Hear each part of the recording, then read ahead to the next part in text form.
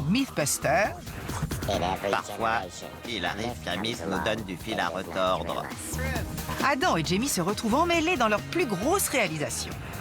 C'est rare que je dise ça, mais ça va être presque impossible d'y arriver. Leur radeau volant, ce serait plutôt le radeau de la Méduse. Et tant qu'on est dans les airs, Est-ce que les téléphones portables peuvent faire s'écraser les avions? Carrie, Tori et Grant s'attaquent à un mythe du voyage en avion pour savoir s'il sonne juste. L'aiguille bouge dans tous les sens. 3, 2, 1... Qui sont les Mythbusters? Adam Savage. Et Jamie Heineman. Ça va vous tuer. À eux deux, ils ont plus de 30 ans d'expérience dans le domaine des effets spéciaux. Ça, c'est du bon boulot. À leur côté, Tori Belleci, Je suis tout excité. Carrie Byron Regarde, son crâne est fondu. et Grant Imahara. Pas de commentaires. Ils ne se contentent pas de recenser les mythes, ils les mettent à l'épreuve.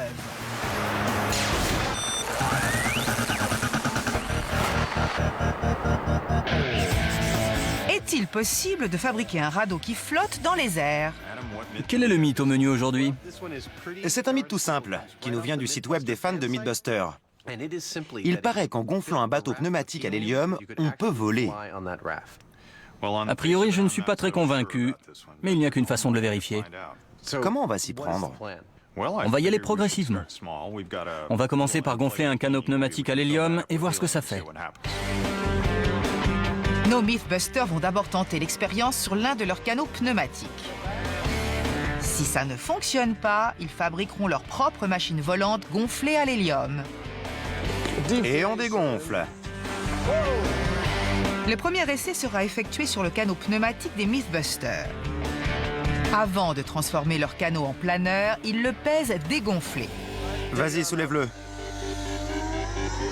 Bon, il pèse presque 33 kilos d'après la balance. Ensuite, ils remplissent le canot d'air pour mesurer son poids une fois gonflé. J'adore. Comme d'habitude, Adam s'amuse de petites choses. Regardez-moi ça. Jamie, lui, est nettement moins bon public. Trop fort. Nos amis calculent ensuite le volume du canot gonflé. 0,58. D'accord, donc un peu plus d'un demi-mètre cube. Puis, ils le dégonflent à nouveau Et voilà l'hélium. pour le regonfler à l'hélium. Dans le cas très improbable où le canot deviendra effectivement plus léger que l'air, je vais rester assis dessus pendant le gonflage. Le canot est gonflé à bloc. Mais est-ce suffisant pour le transformer en tapis volant? Je vais sauter du canot. Tiens la corde au cas où il se mettrait à flotter. C'est parti. Eh non, il ne flotte pas. Qu'est-ce que t'en penses? L'hélium a diminué le poids du canot, Je dirais qu'il peut soulever environ 2 kilos. mais il est encore loin de pouvoir décoller. Notre canot pneumatique n'a pas un volume d'hélium suffisant. Il est trop lourd. Il ne peut pas se soulever lui-même, et encore moins porter Jamie ou moi.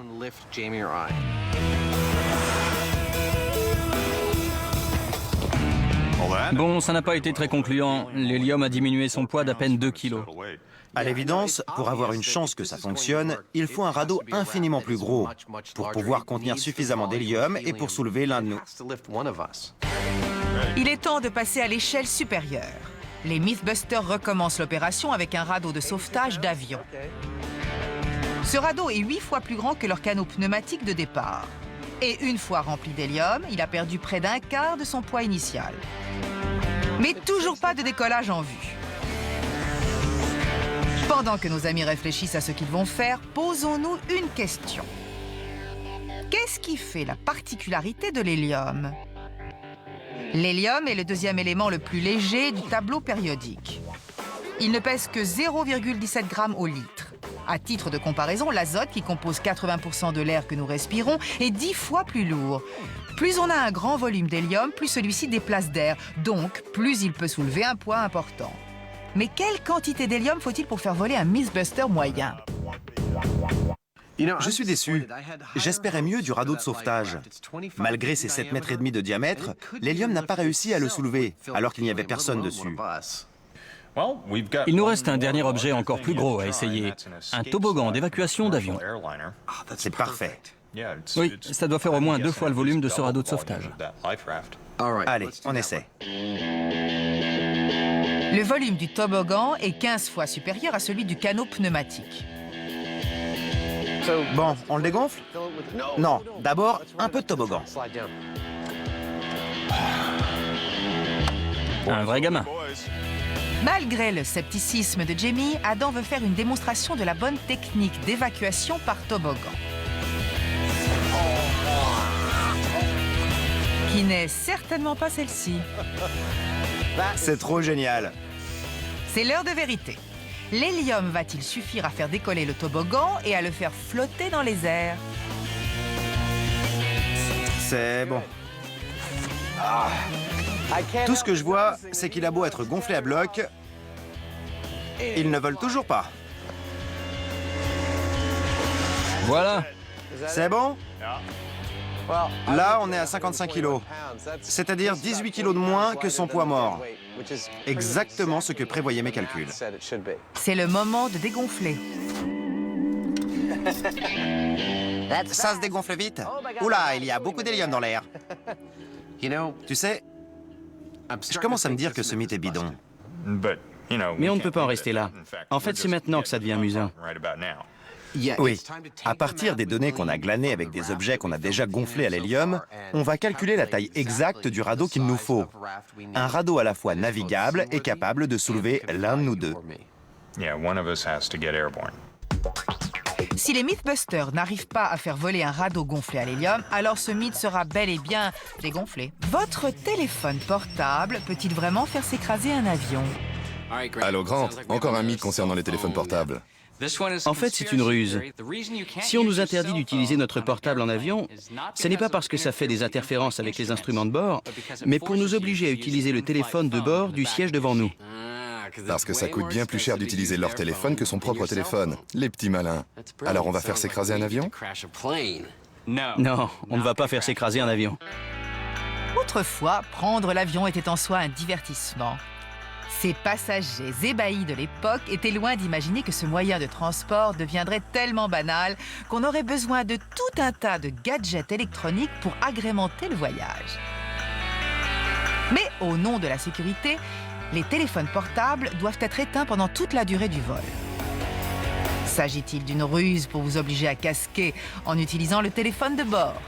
Ou bien le signal d'un téléphone portable risque-t-il vraiment de vous faire tomber du ciel?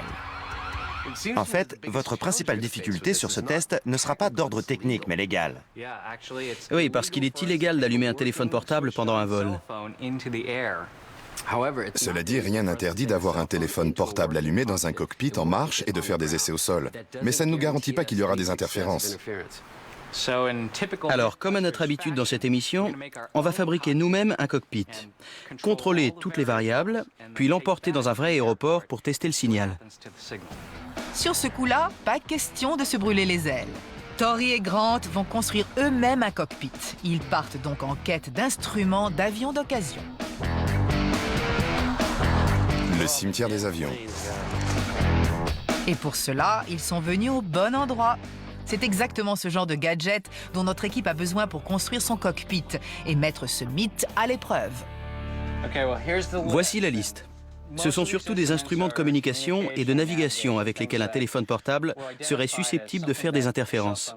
Un radiocompas à stabilisation magnétique, un émetteur radio VHF, un tableau de navigation et un VOR.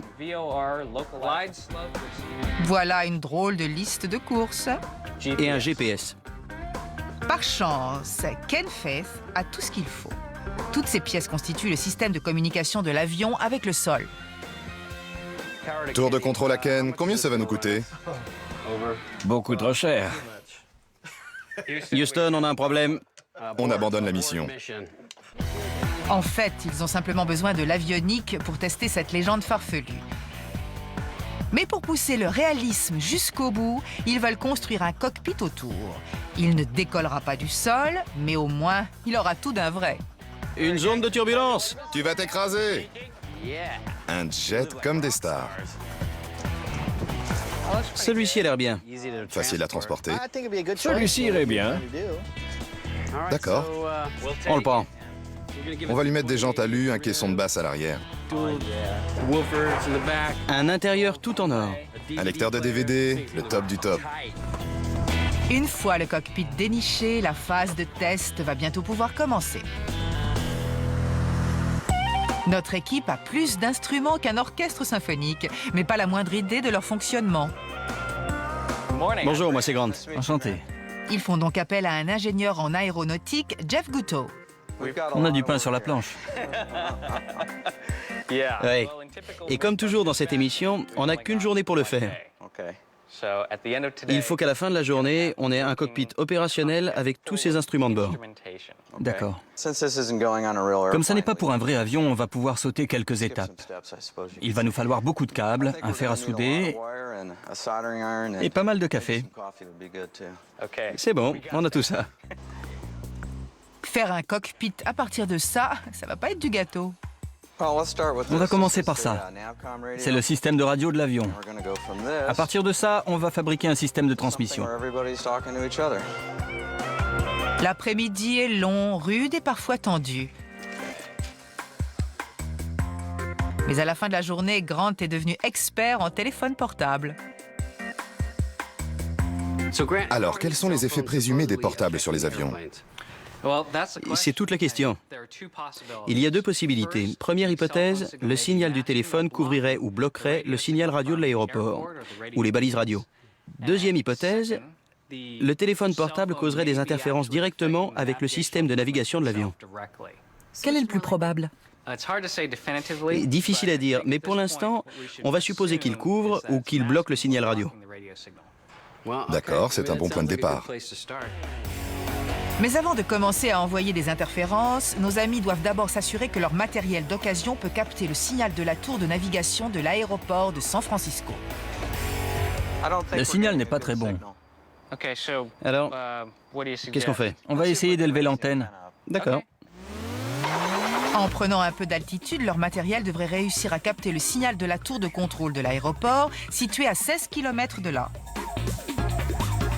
Je vois ma maison d'ici. À qui est cette voiture devant le garage? Ça y est, on a un signal.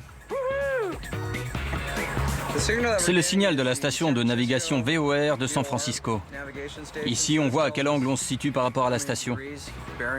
C'est comme ça que le pilote détermine sa position. Le matériel fonctionne à merveille, mais le plus important est de savoir si l'aiguille du VOR réagit au signal d'un téléphone portable. Bon, nous on va discuter électronique à l'intérieur. À plus tard. Non, fais-moi descendre. C'est parce que je t'ai taxé de l'argent pour le déjeuner? Alors que Grant domine la situation, Adam et Jamie cherchent à vérifier si un radeau gonflé à l'hélium peut les emmener au 7e ciel. Pour l'instant, aucun de leurs engins gonflables n'y est parvenu. Ça ne bouge pas. Pas d'un centimètre. Il leur faut déterminer les paramètres nécessaires pour faire décoller ce mythe. Tout ce que je vois, c'est qu'il a beau être gonflé à bloc, ils ne volent toujours pas. J'ai calculé la force de poussée de l'hélium. Il faut près d'un demi-mètre cube d'hélium rien que pour soulever 450 grammes. C'est-à-dire que pour soulever l'un de nous, donc 90 kg, plus un radeau qui pèserait, disons, 45 kg, soit un total de 135 kg, il nous faut un peu plus de 140 mètres cubes d'hélium. Jamie se concentre. C'est énorme. Tu vois ces tubes en plastique transparent de 60 ou de 90 cm de diamètre qu'on utilise pour faire circuler l'air conditionné sur les plateaux de tournage? Oui, on dirait des rouleaux de plastique tout bêtes, mais on peut en faire des tubes et les gonfler. Oui, par thermocollage. Vu le volume qu'il nous faut et le peu de temps dont on dispose, je me dis que le mieux, c'est de fabriquer de grands boudins et de trouver un moyen de les assembler pour essayer d'obtenir la force de poussée nécessaire pour nous soulever. Un radeau de la taille d'un char de défilé, composé d'une rangée de boudins de 15 mètres de long. Disons 2 rangées de boudins pour consolider la structure. Le tout assemblé avec du gros scotch. Le radeau sera lesté de poches d'eau pour le maintenir au sol jusqu'à ce que Adam soit prêt à larguer les amarres et à monter au ciel.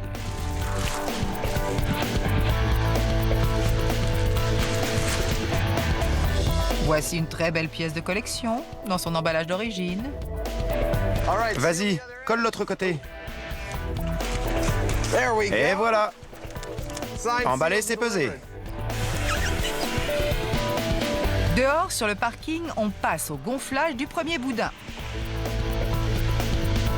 À l'arrivée, on obtient le plus grand zizi du monde. Allez, assez ricané, les enfants.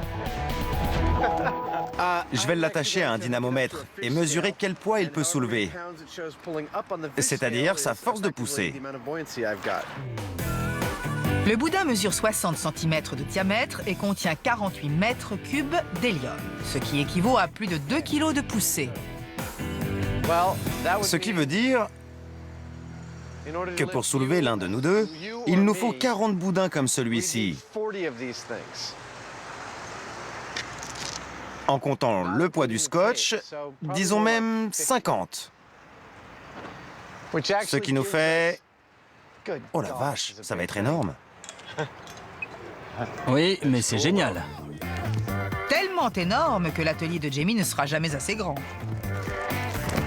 Je ne sais pas trop ce qu'on va en faire une fois qu'on l'aura rentré. Il s'agira de la plus grosse construction dans l'histoire des Mythbusters. Mais il y a déjà un petit problème. Leur boudin d'essai se dégonfle. Attends, ce truc-là est censé supporter mon poids? Le boudin est fermé hermétiquement et il n'y a pas de fuite. L'hélium est tellement léger qu'il doit s'échapper à travers le plastique. Ça a l'air bien fermé. Le temps est donc un facteur supplémentaire.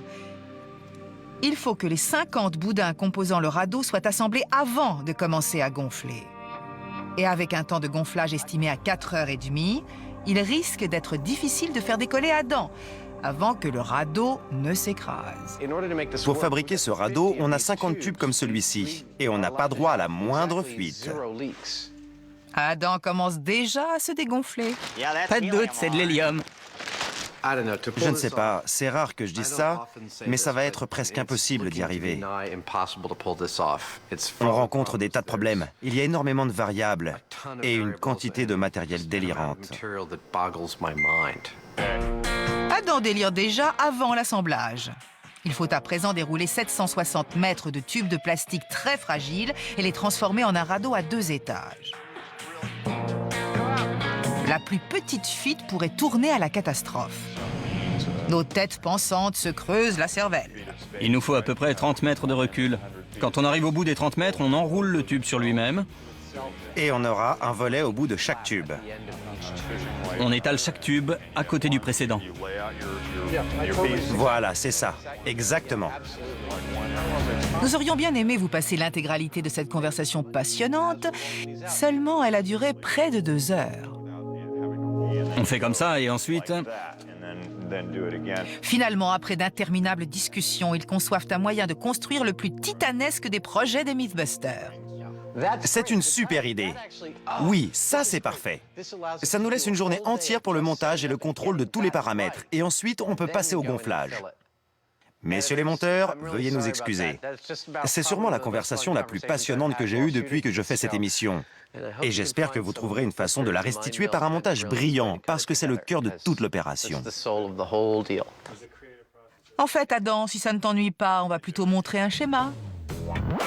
Voyons le tricotage de ce radeau à impérial. D'abord, on déroulera le niveau inférieur, composé de 25 boudins. Puis la couche supérieure sera déroulée dans le sens perpendiculaire. Les boudins seront attachés par des bandes de gros scotch à 3 mètres d'intervalle. C'est le moment de découper et de fermer les tubes. Attention, doucement. On n'a pas le droit à l'erreur. On dirait que cet atelier contient plus de plastique que tous les studios de Hollywood.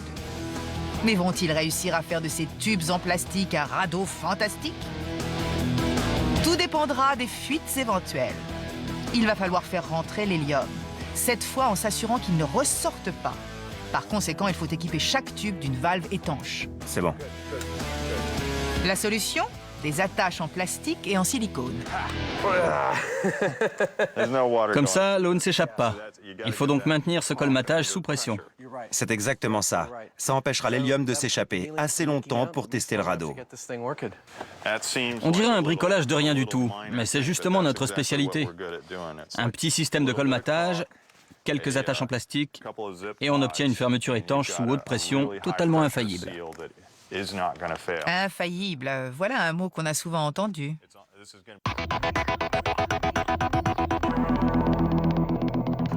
Les utilisateurs de transports aériens savent qu'avions et téléphones portables ne font pas bon ménage. Mais pourquoi? Est-ce une ruse pour enrichir les fournisseurs des onéreux téléphones de bord? Ou bien existe-t-il un réel danger? Le signal d'un téléphone portable risque-t-il de perturber la communication avec le sol et d'entraver le bon fonctionnement de l'avion? Grant s'est procuré toute une collection d'instruments de bord. C'est le moment de mettre à l'épreuve cette thèse paranoïaque. La clé de ce mythe réside dans les méandres invisibles des radiofréquences. Une invisibilité qui les rend peu télégéniques. Sauf si l'on est équipé d'un appareil d'analyse spectrale. Tout appareil électronique émet des ondes électromagnétiques. Que ce soit un baladeur CD, une console de jeu portative ou un téléphone portable. Grâce à ce détecteur, on peut déterminer quelle fréquence un appareil émet et à quelle puissance. Pour ce faire, il faut un lieu totalement vierge pour éviter toute fréquence parasite. Ici, c'est assez calme. La seule fréquence détectée est celle de mon micro, que je vais éteindre. Là, on a un spectre assez net. C'est un bon endroit pour effectuer nos tests. Pour une protection maximale, Grant fabrique une cage de Faraday qu'il installera dans le réduit. Une cage de Faraday est une enceinte constituée d'un grillage de cuivre qui bloque les ondes électromagnétiques. Exactement ce qu'il faut pour ce mythe. Grâce à l'appareil d'analyse spectrale, Grant va observer la puissance des radiofréquences émises par un téléphone portable. Il commence par tester quelques autres appareils qu'emportent souvent les voyageurs dans un avion. Un baladeur CD, un baladeur MP3 et une console portative. Ces appareils émettent très peu de fréquences. Mais observez ce qui se passe lorsqu'ils téléphonent. T'as vu ça? Voilà la puissance des ondes d'un téléphone portable. C'est l'appareil le plus susceptible de créer des interférences avec les instruments de bord. Assistés de leur ingénieur en aéronautique, Jeff Gutto, ils vont simuler une transmission entre l'aéroport et l'avion à l'aide de leurs instruments de bord de récupération et de cet appareil, un dispositif d'essai au sol. C'est l'appareil qu'utilise un vendeur d'avionique pour tester les instruments dont se sert le pilote pour l'atterrissage de l'avion. Donc cet appareil permet de reproduire n'importe quel signal transmis depuis le sol. Exactement. Puis ils vont tenter de perturber cette transmission en émettant des radiofréquences avec un générateur de signaux de téléphone portable. Quelle est la différence entre faire ça et allumer mon téléphone portable? Une énorme différence de puissance. On n'a pas besoin de toute cette puissance pour simuler les émissions d'un téléphone portable. Mais au cas où ça ne fonctionnerait pas, on pourra augmenter la puissance pour voir exactement combien il faut pour perturber les instruments de bord. Est-ce que cette machine multiplie par 25 nos risques d'avoir une tumeur au cerveau? Ce serait un nouveau mythe à tester. Accrochez-vous bien. Les Mythbusters vont nous révéler si ce mythe tient la route ou s'il est à mettre au placard. Pour tester le mythe du crash d'avion par téléphone portable, les Mythbusters ont fabriqué eux-mêmes un cockpit à l'intérieur d'une cage de Faraday pour arrêter les fréquences parasites. Le cockpit recevra un signal du dispositif d'essai au sol qui permet d'imiter une transmission entre un avion et un aéroport. De son côté, Grant enverra une radiofréquence grâce au générateur de signal de téléphone portable pour voir si cela suffit à détraquer les instruments de bord.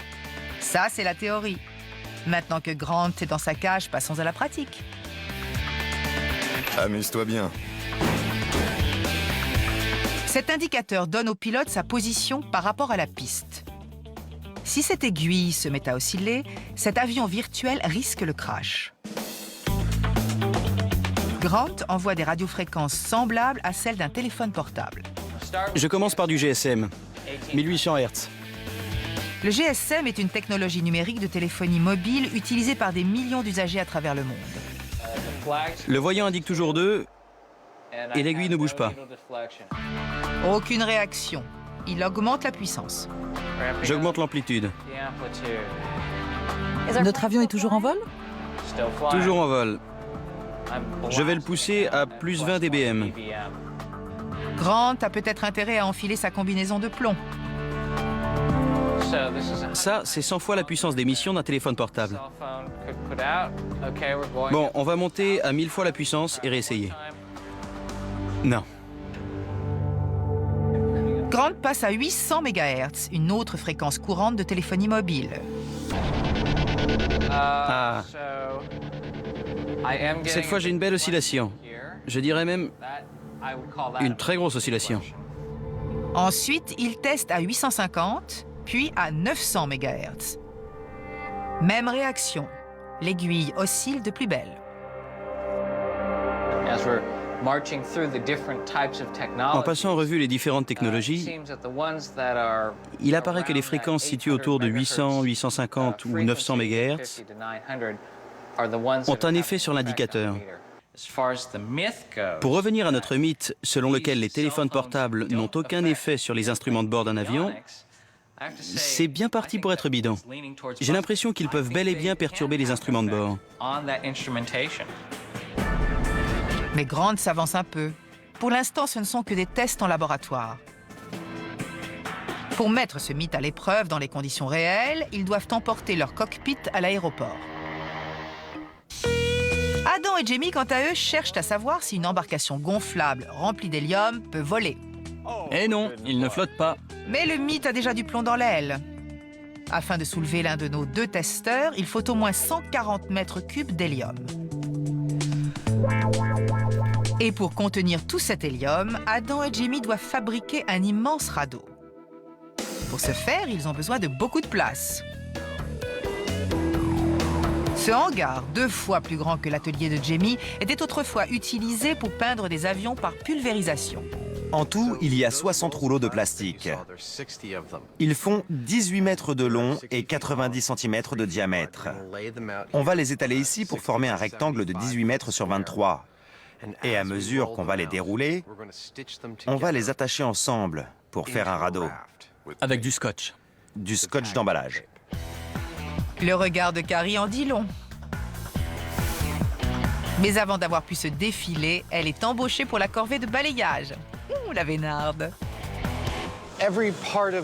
Les composants de ce radeau sont très fragiles. Il faut donc débarrasser le sol de tout débris pour éviter que nos tubes se percent avant le gonflage. Une fois le sol astiqué à la perfection, on peut dérouler les rouleaux de plastique. Puis la première bande de scotch. C'est parti. Dans ce test, une précision absolue et de rigueur. Si un seul de ces tubes est mal aligné ou si la moindre fixation est oubliée, tout le radeau risque de s'effondrer et ce mythe tombera à l'eau. C'est stressant. Tu l'as dit. Cela représente 760 mètres de plastique et des centaines de mètres de scotch. Une maille à l'endroit, 2 à l'envers. Un travail minutieux, c'est le moins que l'on puisse dire. Plusieurs heures et 6 genoux en vrac plus tard, l'assemblage est terminé. Je pense que ce test a la plus forte probabilité d'échec dans l'histoire de cette émission. Tu crois? Oui, j'en suis sûr. Ce filet est le dernier élément à poser. Il faut qu'on arrive à le tendre pour faire tenir tous les boudins ensemble, si on veut avoir une chance de voler. On dirait les barésies de la mer du géant vert. La première journée touche à sa fin. Le radeau est presque terminé, même si ça n'en a pas l'air. Tout ce qu'il nous reste à faire demain, c'est apporter l'hélium, gonfler ses boudins, les maintenir grâce au filet et on devrait pouvoir décoller vers midi. J'adore être optimiste. Ce plan semble de plus en plus infaillible. Les téléphones portables font-ils des interférences avec les instruments de bord d'un avion? Les tests ont montré qu'à une fréquence de 800 MHz, les instruments de bord de Grant s'affolent. C'est le moment d'aller tester à l'aéroport. Les tests dans la cage de Faraday montrent que le téléphone portable a une incidence sur les instruments de bord. Pourquoi on a besoin d'aller à l'aéroport? Pour être convaincus, les téléspectateurs ont besoin qu'on teste dans les conditions les plus réelles possibles, en mouvement, sur une vraie piste de décollage. Si le dispositif d'essai au sol est un excellent appareil de test en laboratoire, il y a des signaux que l'on ne peut capter que dans un aéroport. Super. Donc on attache notre avion à l'arrière du pick-up et c'est parti pour un tour. Ça va être la frime. Génial. C'est une mission délicate pour Tori.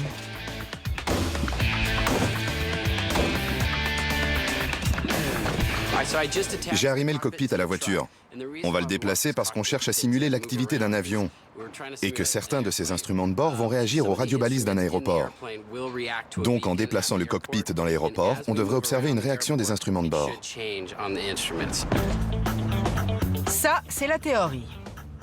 Hélas, ils ne pourront pas la mettre en pratique sur une vraie piste de décollage. Mais ils vont faire quelque chose d'approchant.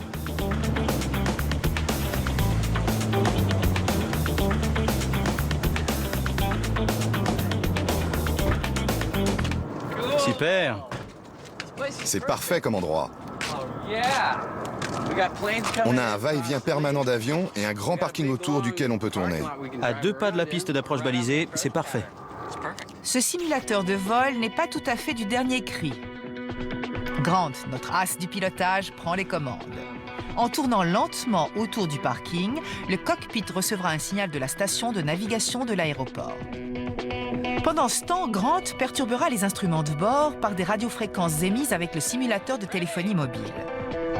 Ils sont parés au décollage. Mais dès qu'ils prennent de la vitesse, il y a comme un problème. C'est comme si Grant était en train de survoler le triangle des Bermudes. Qu'est-ce qui se passe, commandant? L'aiguille bouge dans tous les sens. Oui, et elle n'arrive pas à se stabiliser. Quand on se déplace, elle s'affole et le voyant de navigation apparaît. Et tout ceci avant que Grant n'ait envoyé le moindre signal de téléphone portable. Il faut qu'on stabilise l'aiguille si l'on veut voir les effets des signaux de téléphone portable. Changement de stratégie. On va réessayer, mais cette fois à l'arrêt, avec le moteur éteint. Il faut essayer de stabiliser cette aiguille. Apparemment, Grant ressent le besoin de ne plus bouger. Bon, l'aiguille est centrée et stabilisée. J'ai perdu le signal. J'ai perdu le voyant et l'aiguille est montée d'un coup. Ça y est, elle revient. Je comprends rien. Grant ne parvient pas à stabiliser l'aiguille. Même Jeff en perd le nord. C'est peut-être un problème d'interdiction de vol ou de protection. Ça vous arrive de rencontrer ce genre de problème? Habituellement, quand on installe des instruments de bord dans un avion, on le fait dans de meilleures conditions. C'est à cause de notre cockpit. Il n'est pas entièrement relié comme un véritable avion. Et on a beaucoup d'interférences parce qu'on est au sol. La solution idéale, ce serait de pouvoir tester nos signaux de téléphone portable sur un véritable avion. Heureusement, les Mythbusters ont tout prévu. Ils avaient réservé un jet privé au cas où leur projet d'avion artisanal battrait de l'aile. Je sais que vous vouliez nous voir faire des tests en vol, mais c'est illégal.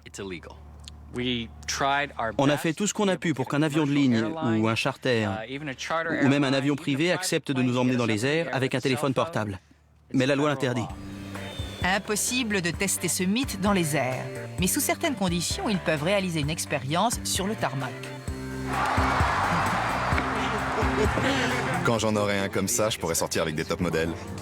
Tom Benvenuto a naïvement accepté de laisser son jet entre les mains des Mythbusters. Il est à vous? Il est à nous. Ça, c'est un vrai cockpit. On appelle même ça un glass cockpit. Instrument de bord ultra perfectionné, ordinateur et écran LCD. Pas une jauge à aiguille en vue. On a aussi une navigation assistée depuis le sol. Selon les experts, toute cette électronique pourrait être perturbée par des signaux extérieurs provenant de téléphones portables ou d'autres appareils électroniques. D'ailleurs, d'après Mike Corrigan, le responsable de la maintenance, les instruments de bord d'avion créent parfois des interférences entre eux. Parfois, on a des problèmes quand on envoie un éclair stroboscopique. Ça peut allumer ou éteindre des éléments des instruments de bord, simplement à cause des ondes qui se dégagent des fils et de la puissance de l'éclair. Si un autre appareil électronique est à proximité ou croise son chemin, il peut détecter le signal et ça peut allumer ou éteindre d'autres appareils. C'est pourquoi les avions modernes comme celui-ci disposent de systèmes de protection très perfectionnés. Comme cet avion est traversé par des milliers de kilomètres de câbles, le système doit être entièrement protégé. Donc en principe, aucun signal de radiofréquence susceptible d'entrer en contact avec l'avion ne doit perturber l'appareil. Ça, c'est à nous d'en juger. La taille de cette antenne a un peu fait flipper l'équipage de l'avion. Dans la réalité, les transmissions entre le sol et l'air débutent avant même le décollage. Ainsi, en restant sur le tarmac, le jet va recevoir tout un tas de signaux par radio. Et Grant va tenter un sabotage par téléphone mobile interposé. Pour réaliser ce test, j'ai récupéré de vieux téléphones portables, des téléphones analogiques et un téléphone PCS utilisant plusieurs technologies différentes. Tous ces téléphones, à l'exception du PCS, utilisent une fréquence de 800 à 900 MHz. Il s'agit de la largeur de bande ayant posé problème dans la cage de Faraday. Prêt. Attention. 3, 2, 1. Ça ne fait rien. Je teste le téléphone PCS qui utilise une fréquence de 1,85 GHz. 3, 2, 1. Toujours rien. Rien. Maintenant, j'essaie le téléphone numéro 3. Il émet sur une fréquence de 850 MHz. Aucun des téléphones n'a d'effet sur la transmission entre sol et air. Grant essaie d'amplifier le signal à l'aide du générateur. Vous voyez quelque chose? Non. Pas la moindre variation ni le moindre clignotement. Cet avion est très bien conçu. Il est solide comme un roc. Solide comme un roc et apparemment impénétrable. Si la tendance se confirme, ce mythe aura sérieusement du plomb dans l'aile. On est prêt. Les paranoïaques ont au moins raison sur un point. Ça coûte plus cher d'utiliser le téléphone de bord que son téléphone portable. Pourquoi ça coûte si cher? Parce que c'est un système spécialement étudié, qui fonctionne de deux façons. Quand l'avion survole la Terre, ce téléphone est relié à un transmetteur à l'intérieur de l'avion qui communique avec l'une des 135 tours de radio au sol. Encore plus fort, quand on survole la mer, ça passe par un satellite avant de redescendre. Si c'est si cher, c'est parce que c'est un système très élaboré et spécialement étudié. De plus, les téléphones de bord n'interfèrent pas avec les instruments de bord de l'avion. Ils ne présentent aucun risque. Peut-on en dire autant des téléphones portables? Tous les téléphones ont maintenant été testés et aucun d'eux n'a perturbé le moindre instrument de bord. Alors pourquoi les compagnies aériennes interdisent-elles leur utilisation? C'est parce qu'elles préfèrent prévenir que guérir. Il y a énormément d'équipements électroniques dans un avion. Il faudrait tous les tester pour être sûr et ces tests coûteraient des millions de dollars. C'est simplement pour ne prendre aucun risque. Exactement. Et avec tous les nouveaux téléphones qui sortent tous les mois... Oui, et ils utilisent des fréquences différentes. Mais une question turlupine toujours Tori. Tom, quand tu ne travailles pas, ça t'arrive de faire un petit tour en avion pour le plaisir? Ça reste entre nous. Non. Alors, quel est le verdict? Les téléphones portables sont-ils susceptibles de compromettre la maîtrise d'un avion? Le mythe du téléphone portable en avion.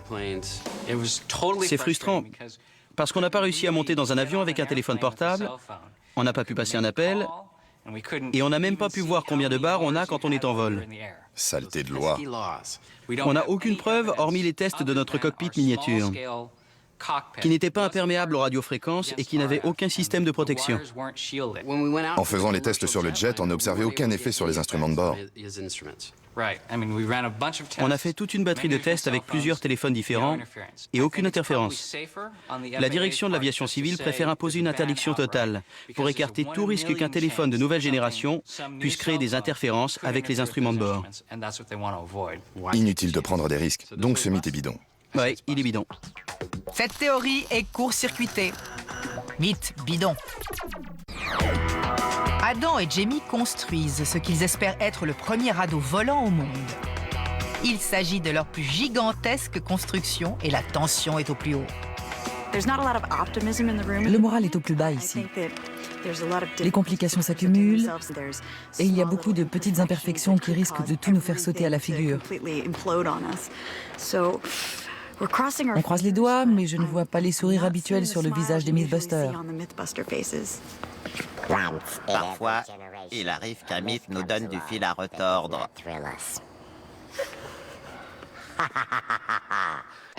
Pour bien répartir le poids sur le radeau, Adam sera allongé sur un matelas plus petit, posé par-dessus. Celui-ci est composé de 3 petits tubes de double épaisseur. Il ne manque plus que l'hélium, que voici dans 36 bouteilles. C'est le moment de faire décoller ce mythe. On peut y aller. Soit ça va flotter, soit ça va foirer. Vous êtes prêts? Prêt.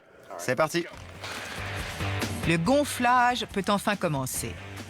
Il y a 50 tubes géants à remplir et il faut près de 225 mètres cubes d'hélium pour soulever le radeau du sol.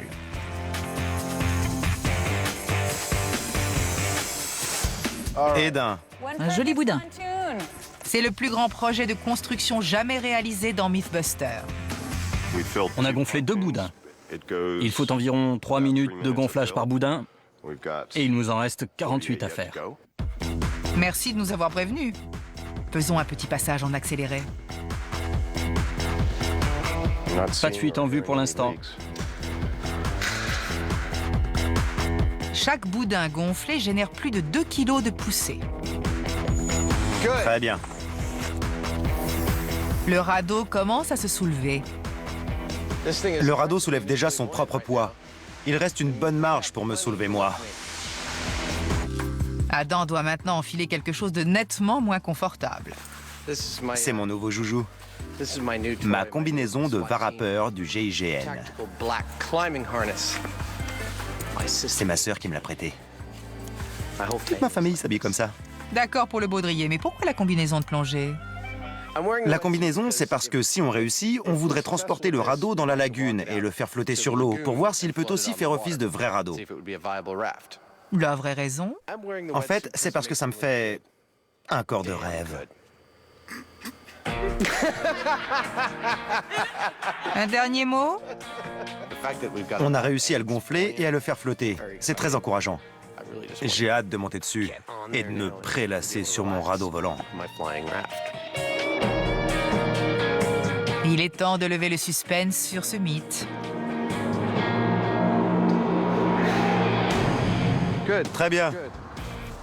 Parfait. Plus bas. Adam est en place, Carrie peut retirer le lestage. Mais aussitôt, un problème survient. Il faut que tu délestes l'autre côté. Une fois délesté, un côté du radeau s'envole brusquement et Adam commence à glisser de son matelas. Stop, arrête le délestage. Mais le mal est fait et Adam glisse de son lit d'hélium tel un savon mouillé.